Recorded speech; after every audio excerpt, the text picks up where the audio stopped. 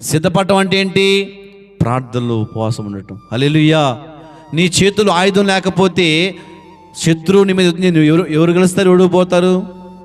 మనం ఓడిపోతాం, వాడు గెలుస్తాడు. హల్లెలూయా.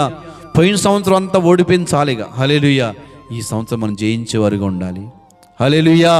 జయించాలంటే కాలయాపన చేయొద్దు, కాలయాపన టైంపాస్ చేయొద్దు.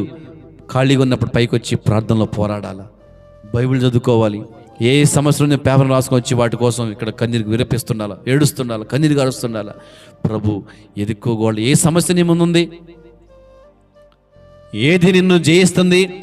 ఏ ఎరుకు కూడా నిన్ను భయపెడుతుంది? ఏ రోగం నిన్ను భయపడుతుంది? ఏ మనుషులు నిన్ను భయపెడుతున్నారు? ఏది నీ ముందు ఇంకా అలాగా ప్రాకారంగా నీ ముందు అట్లా కనపడుతుంది, ఎరుకు కూడా కనపడుతుందంటే అది కూలిపోవాలంటే నువ్వు నడుము కట్టుకోవాలి, ప్రార్థన చేయాలి, నువ్వు కన్నీరు కార్చాలి, కడుపు మార్చుకోవాలి.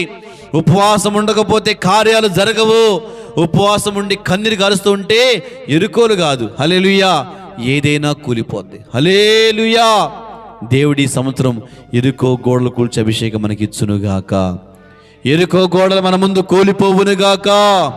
మనము సిద్ధపడేవారు ముందుముగాక. ప్రార్థన ఎదురుగుందుముగాక. ఉపవాసం ఉండి బిడ్డ మార్చబడుదుముగాక.